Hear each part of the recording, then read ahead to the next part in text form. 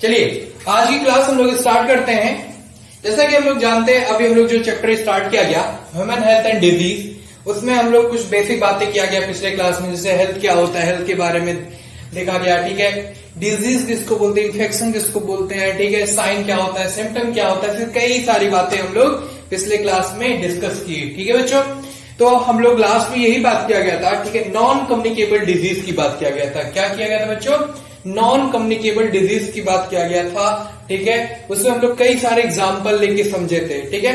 तो आज की क्लास हम लोग पढ़ने वाले हैं बच्चों, जो आज मैं स्टार्ट करने जा रहा हूं वो क्या, नॉन कम्युनिकेबल डिजीज के बाद अब हम लोग पढ़ने स्टार्ट करते हैं कम्युनिकेबल डिजीज। समझेंगे क्या होता है कम्युनिकेबल डिजीज। अभी तक हम लोग बात कर लिया, बहुत अच्छे से समझ गए कि नॉन कम्युनिकेबल डिजीज होता क्या है, ठीक है बच्चों।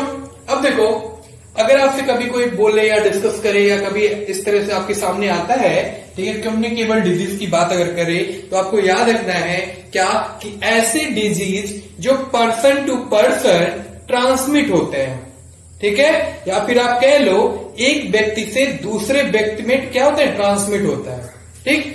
इसे हम लोग बोलते हैं कम्युनिकेबल डिजीज। तो समझ में आ गई होगी बात, ठीक। अगर इसका अपोजिट देखा जाए, नॉन कम्युनिकेबल डिजीज, ठीक है, जो कि क्या, जो पर्सन टू पर्सन ट्रांसमिट नहीं होते हैं, ठीक है, जो एक व्यक्ति से दूसरे व्यक्ति में ट्रांसमिट नहीं होते, उसे हम लोग क्या बोलते थे वहां पे, नॉन कम्युनिकेबल डिजीज। और यहाँ पे क्या बोल रहे हैं हम लोग, कम्युनिकेबल डिजीज।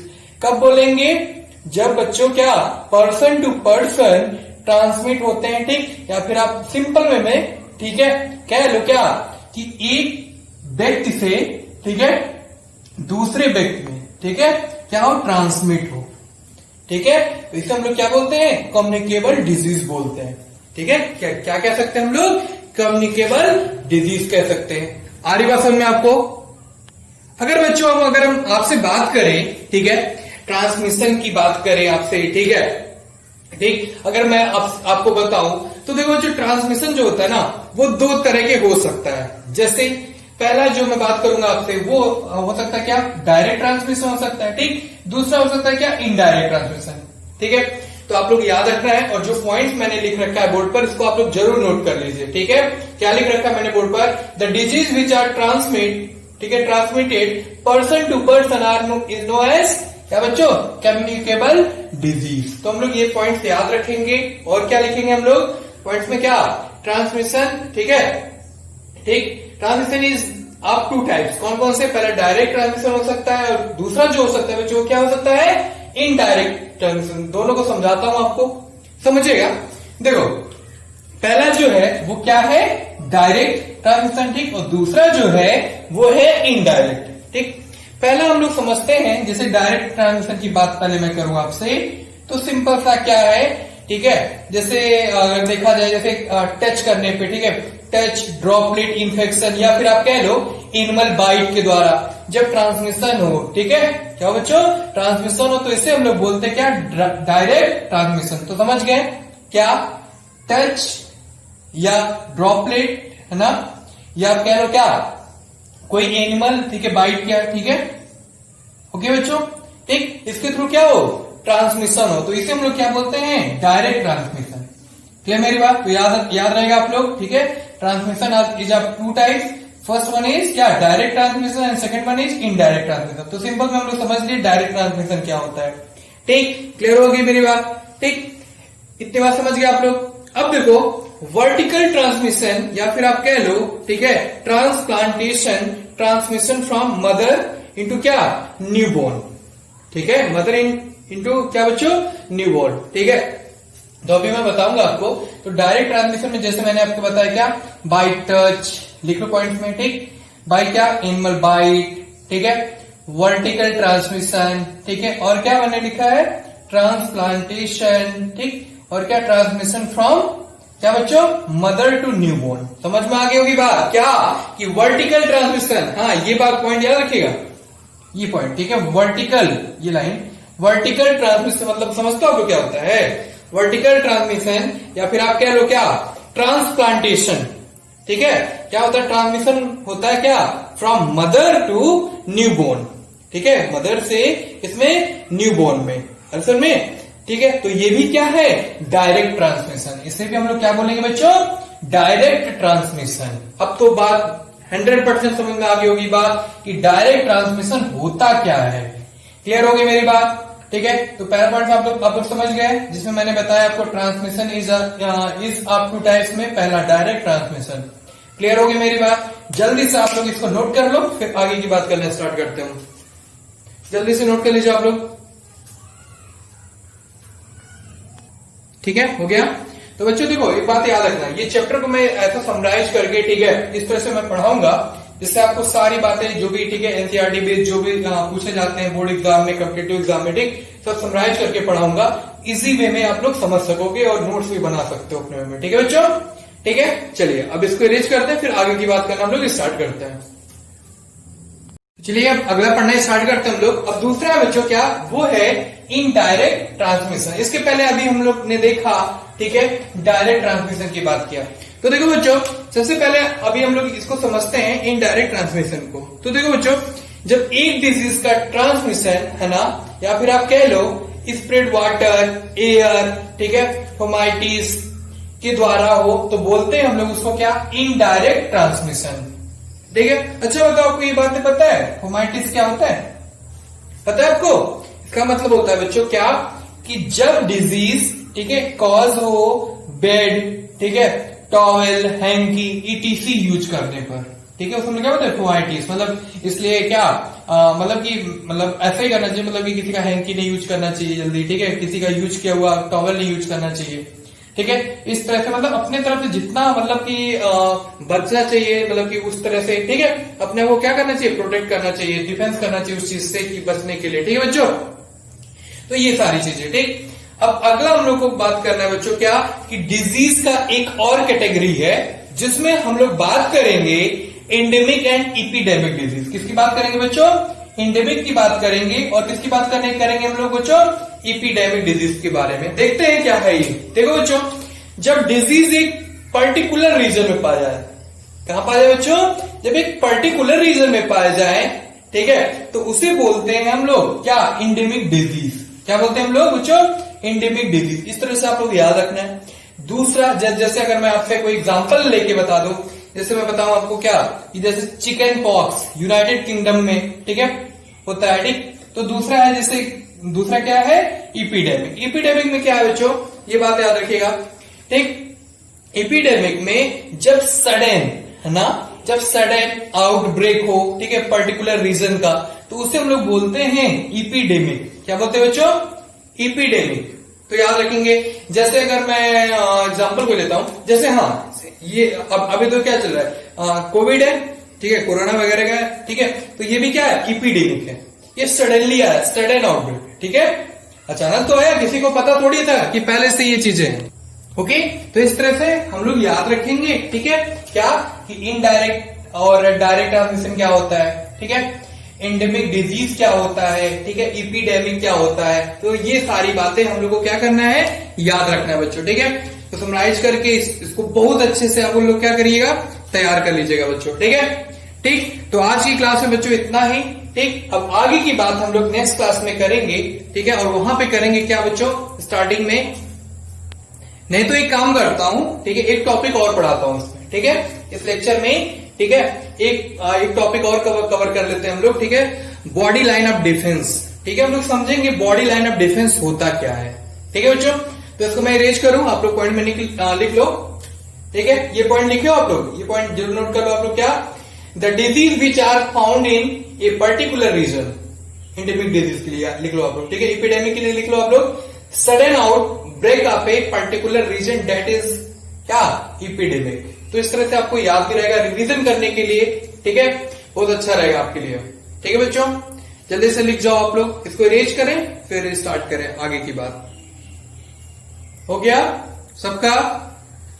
चलो बात करना हम लोग स्टार्ट करते हैं। अभी हम लोग पढ़ने स्टार्ट करते हैं बच्चों, बॉडी लाइन ऑफ डिफेंस। हम लोग देखेंगे body of line of defence क्या होता है, और जानेंगे कि बॉडी अपने आप को कैसे डिफेंस करता है डिजीज से। ठीक है बच्चों, तो पहला है फर्स्ट लाइन ऑफ डिफेंस। पहले हम लोग बात करेंगे फर्स्ट लाइन ऑफ डिफेंस। ठीक है, जो बना होता है, किससे बना होता है बच्चों, स्किन, ठीक है, किससे बच्चों? स्किन से, ठीक, और किससे? और म्यूकस मेम्ब्रेन के थ्रू, ठीक है। किससे बना होता है? आपको याद रखना है, फर्स्ट लाइन ऑफ डिफेंस जो बना होता है स्किन से और किससे बच्चों? किससे बताओ? म्यूकस मेम्ब्रेन के थ्रू। आगे समझ में? और ये सिक्रीट करते हैं वेरियस केमिकल। जैसे बात करूं मैं आपसे किसकी बात? लाइसोजाइम की बात करूं, ठीक है। अगर मैं आपसे बात करूं किसकी बात? ठीक है, टीयर की बात करूं, ठीक, HCl की बात करूं, सलाइवा की बात करूं, ठीक है। और क्या करते हैं? प्रिवेंट करते हैं पैथोजन से। क्या करते हैं बच्चों? ये प्रिवेंट करते हैं किससे? पैथोजन। तो हम लोग सिंपल से कह सकते हैं क्या कि फर्स्ट लाइन ऑफ डिफेंस जो बना होता है स्किन और म्यूकस मेम्ब्रेन के द्वारा, और ये सिक्रीट करते हैं वेरियस केमिकल, जैसे बात करें लाइसोजाइम, ठीक है, टीयर, HCl, सलाइवा, और वो क्या करते हैं? ये जो केमिकल्स हैं जो सिक्रीट हो रहे हैं वेरियस केमिकल, ये क्या करते हैं? प्रिवेंट करते हैं किससे? पैथोजन से, ठीक है। वो डिफेंस करते हैं, ठीक है, डिफेंस मैकेनिज्म है, ठीक है। तो याद रखना body line of defence, body line of defence मतलब क्या है? Defence mechanism. कैसे हम उस चीज से, ठीक है, डिफेंस कर सकते हैं।